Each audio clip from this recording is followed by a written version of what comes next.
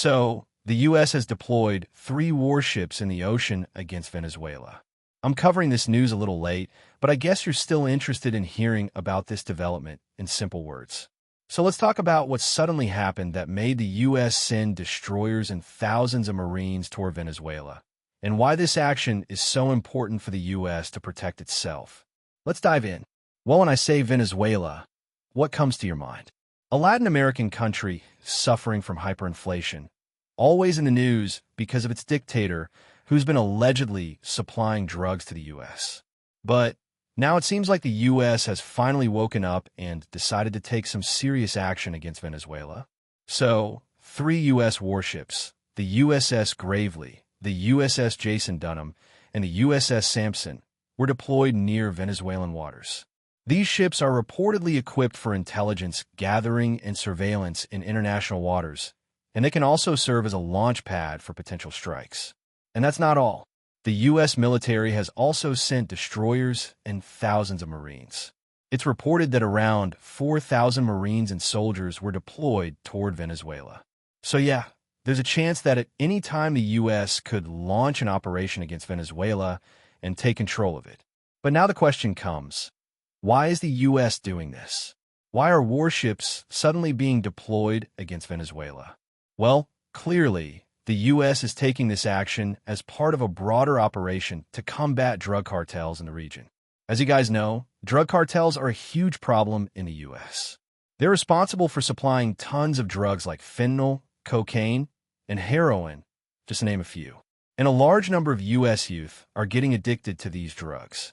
Once you get hooked on something like fentanyl, it's nearly impossible to come back from it. People literally end their lives because they can't handle the urge to get high. The situation has gotten so bad that many cities in the U.S. are now referred to as zombie cities. There are thousands of videos on YouTube and the internet where vloggers and influencers from around the world come to the U.S., especially to those areas, to show how people are behaving like zombies. By zombies, I mean proper zombies, people who've lost all sense of reality. Drug use has damaged their brains, and it's almost impossible for them to quit. Sadly, these areas are becoming a sort of tourist spot for people who want to make documentaries or vlogs. It's also damaging the U.S.'s global reputation. People go to these areas, film what's going on, upload it online, and you can imagine the kind of reaction the U.S. gets after that. The illegal drug trade generates billions of dollars for cartels, some of which end up flowing into the U.S. economy, creating a dependence on illicit profits. The costs associated with fighting drug abuse, addiction, and related crimes place a huge burden on the U.S. justice system, healthcare system, and overall productivity. And Venezuela is one of the countries heavily involved in trafficking these illegal drugs into the U.S. What makes it worse is that the Venezuelan government is directly involved in this racket.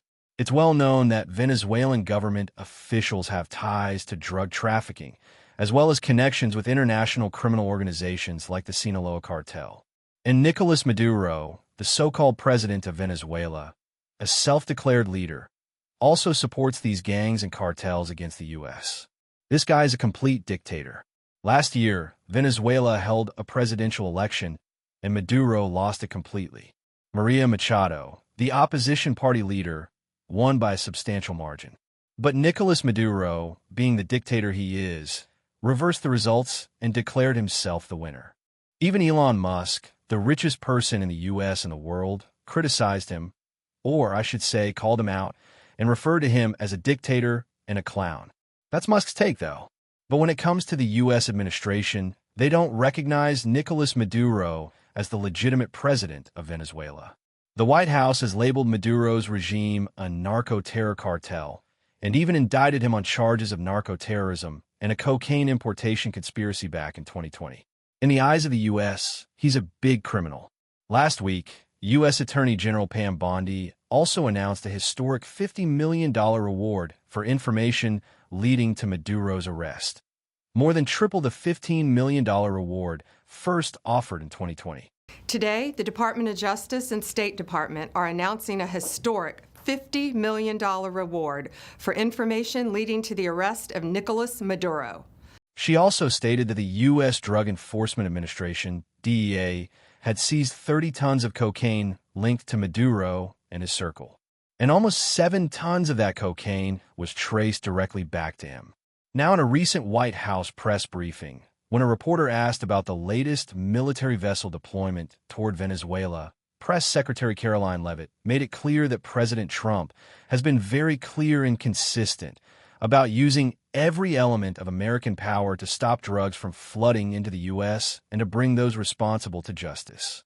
And here's a short clip of that moment. Please watch. I wanted to ask about the 3 U.S. warships that are being sent to Venezuela, and there's 4,000 Marines on board. Are you looking at possibility of boots on the ground there? What I will say with respect to Venezuela, President Trump has been very clear and consistent. He's prepared to use every element of American power to stop drugs from flooding into our country and to bring those responsible to justice. The Maduro regime is not the legitimate government of Venezuela. It is a narco-terror cartel. In Maduro, it is the view of this administration, is not a legitimate president. He is a fugitive head of this cartel who has been indicted in the United States for trafficking drugs into the country. So, any action could be taken at any time. Meanwhile, the Justice Department says it's already seized more than $700 million in assets tied to Nicolas Maduro, including 2 private jets and 9 luxury vehicles. This guy is literally holding properties, yachts, private jets, and many other assets in the U.S. But now it's all gone in a single swap. The U.S. Treasury Department has also sanctioned a Venezuela-based criminal group, Cartel de los Soles, which means Cartel of the Suns in English. This cartel is directly headed by Maduro and other high-ranking officials in his government. So, yeah, the short version is the U.S. has deployed its kill machines near Venezuelan waters, ready to take action to stop the flow of illegal drugs into the United States.